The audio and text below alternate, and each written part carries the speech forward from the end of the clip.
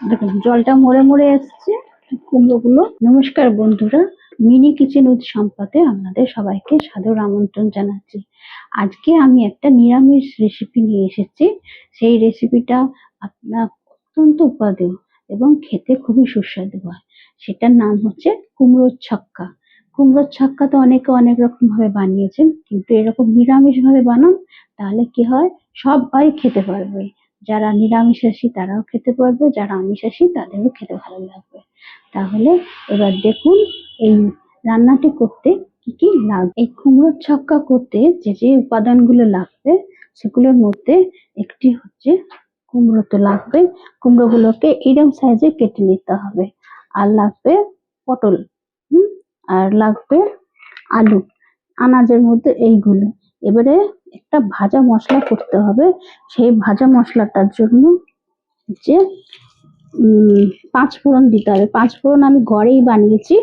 মৌরি, জিরে, কালো জিরে, মেথি, এইগুলোকে পাঁচ ফোড়ন বলে, ঠিক আছে। আর শুকনো লঙ্কা, তেজপাতা ফোড়ন দিতে হবে। আর কি কি লাগবে, আর লাগবে সর্ষের তেলে তো রান্নাটা হবে। আর আদা লাগবে, আদা, শুকনো আদা গুঁড়ো লাগবে। আর হচ্ছে নুন, চিনি, লঙ্কার গুঁড়ো, হলুদ গুঁড়ো, এগুলো তো লাগবে। আর লাগবে সাজানোর জন্য লাগবে একটা বাদাম, ভাজা বাদাম লাগবে, ঠিক আছে। আর এটা এখানে আমি হিঙের জল করে রেখে দিয়েছি, জলে গুলে রেখে দিয়েছি হিংটাকে, সুবিধার জন্য। হ্যাঁ, আর রান্নাটা হবে সর্ষের তেলে। আর একটুখানি ঘি দিতে হবে, নিরামিষ রান্না তো একটুখানি ঘি দিলে বেশ খেতে টেস্টিটা লাগে। আর একটুখানি সেদ্ধর জন্য তো জল তো লাগবে। প্রথমে আগে আমাকে ভাজা মশলাটা করতে হবে। কি করে করি দেখুন। আমি যে পাঁচ ফোড়নটা করে রেখেছিলাম সেই পাঁচ ফোড়নটা এবার দিয়ে দেবো। কড়াটা গরম হয়ে গেছে।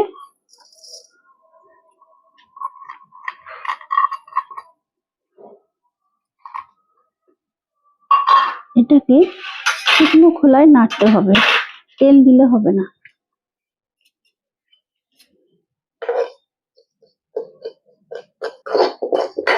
দেখুন এটা ভাজা ভাজা যে হয়ে গেছে, একটা গন্ধ বেরোবে। আর একটা সাইন হচ্ছে, দেখুন আমি যে তুলেছি, তুলে এই যে দেখুন গুঁড়ো হয়ে যাচ্ছে। এর বেশি ভাজা করলে ভালো হবে না, তিতো হয়ে যাবে। এটাকে আলাদা সরিয়ে রাখতে হবে, ঠান্ডা হোক। এবারে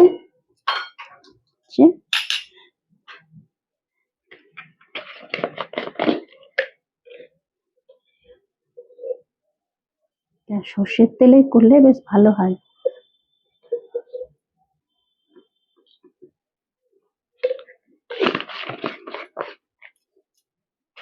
তেলটা গরম হয়ে গেছে, এর মধ্যে একটু নুন দিয়ে দিতে হবে। দিয়ে দিলে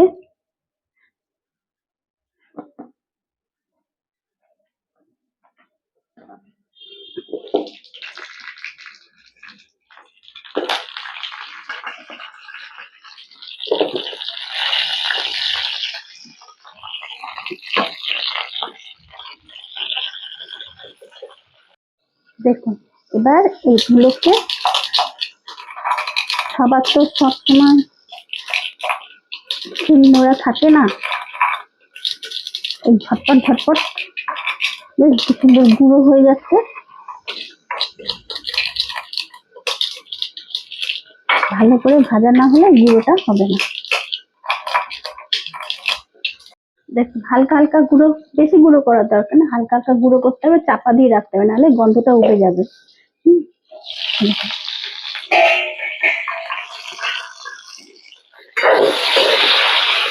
দেখুন হালকা হালকা পটল ভাজা হয়েছে।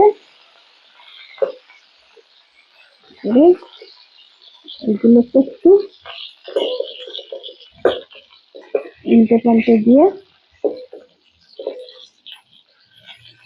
এক সাইড ভাজা হয়ে গেছে। এর মধ্যেই আলুগুলো ছেড়ে দেবো। আমি আলাদা আলাদা কিছু করবো না।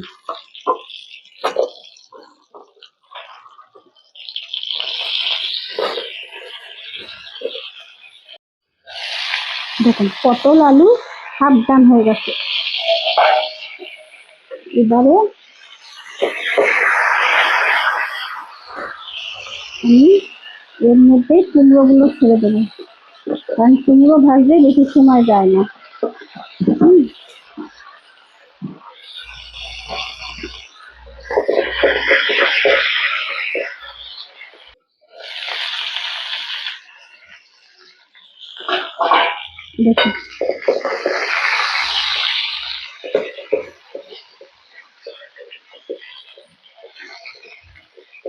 এবারে এর মধ্যখানটা আমাকে একটু ফাঁক করতে হবে, করে এর মধ্যে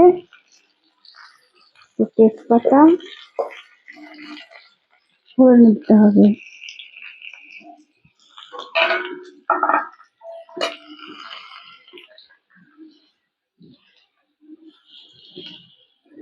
শুকনো আদাটা যে রেখেছিলাম তা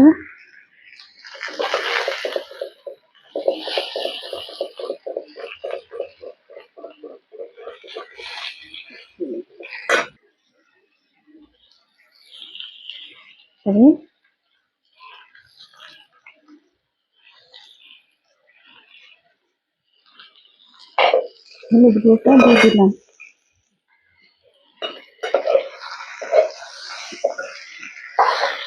দেখুন মশলা করতে করতে কুমড়ো ভাজা হচ্ছে, আলু ভাজা হচ্ছে, প্লাস মশলাও কষা হচ্ছে। এবারে ডিমের যে জলটা আছে সেই জলটা একটু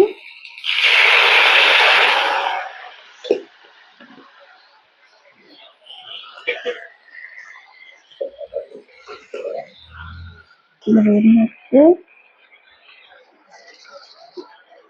লঙ্কার গুঁড়িটা দিয়ে দিলাম।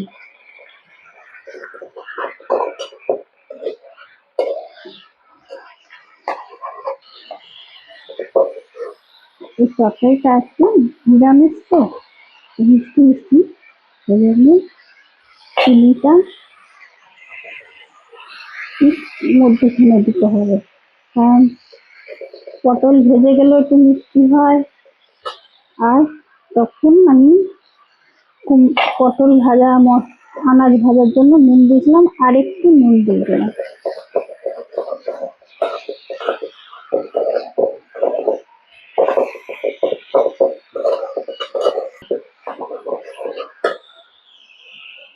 এইবারে আমি শুকনো লঙ্কাটা দেবো। ভাজতে ভাজতে অর্ধেক ভাজা সেদ্ধ হয়ে গেছে, দেখে বুঝতে পারবে। আর একটু জল দিয়ে দেবো, বেশি জল দেবো না, অল্প জল দেবো, আলুগুলো যাতে সেদ্ধ হয়ে যায়। কুমড়ো তো ভাজা হয়ে গিয়ে সেদ্ধ হয়ে গেছে, আলুটা ভাজা হতে সেদ্ধ হতে একটু সময় লাগবে।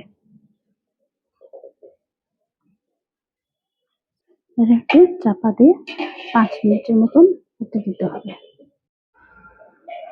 দেখুন জলটা মরে মরে এসছে, কুমড়ো গুলো সেদ্ধ হয়ে গেছে। পুরো সেদ্ধ করার দরকার নেই, এটা কুমড়ো তো অর্ধেকই হয়ে যাবে। এবারে হচ্ছে নামানোর আগের মুহূর্তে আমাকে একটু ঘি দিতে হবে, নিরামিষ রান্না তো। এবারে হচ্ছে এই যে ভাজা মশলাটা করে রেখেছিলাম, এটা নামানোর আগের মুহূর্তে দিতে হবে। এবার এটা চাপা দিয়ে রেখে দেবো 5 মিনিটের জন্য।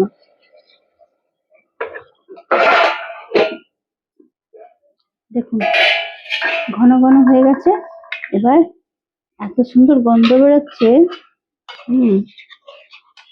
দেখুন সব সিদ্ধ হয়ে গেছে, দেখুন আলু ফালু সব সিদ্ধ, কুমড়ো তো সেদ্ধ হবেই। এইবারে হচ্ছে বাদামটা যদি আগে দিয়ে দিই, বাদামটা নরম হয়ে যাবে, এই জন্যে যখন সার্ভ করবেন সেই আগের মুহূর্তে বাদামটাকে দিতে হবে, তাহলে বাদামটা বেশ শক্ত শক্তও থাকবে। আর অথচ দেখুন আমি বেশি তেল দিইনি বলে অনেকে ছোলা ভিজানো দেয়, আমি ছোলা ভিজানো তো দুধটাকে একটুখানি গরম এর মধ্যে ঘি দিয়ে দিলে ব্যাস, এত সুন্দর গন্ধ বেরিয়েছে যে মনে হবে যদি ঠাকুরকে দেওয়া যায় ঠাকুর খুবই সন্তুষ্ট হবে। নিরামিষের রান্না অথচ পুষ্টিগুণে ভরপুর, খেতে খুবই সুন্দর হয়। এত সুন্দর হয়, এই দিয়ে আপনি লুচি পরোটা রুটি দিয়েও খাওয়া যেতে পারে, না হলে ভাত দিয়েও খাওয়া যাবে। কুমড়োর ছক্কা কেমন লাগলো সেটা সবাই যারা যারা দেখছেন ভিউয়ার্সরা তারা আমাকে বলবেন যে কেমন হলো না হলো। আর লাইক করবেন, শেয়ার করবেন, সাবস্ক্রাইব করবেন। আর হচ্ছে আপনারা যে দেখছেন তার জন্য অসংখ্য ধন্যবাদ, অসংখ্য। এবারে হচ্ছে আমি নিজের রান্না নিজে করেই খাচ্ছি।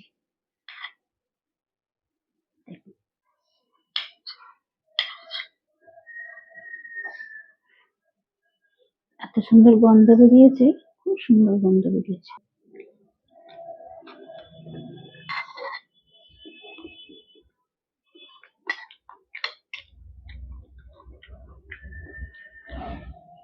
বেশি মিষ্টিও না, কিছুও না,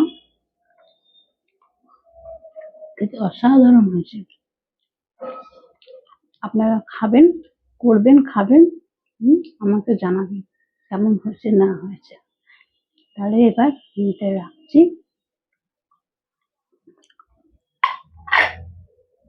অসংখ্য ধন্যবাদ, নমস্কার।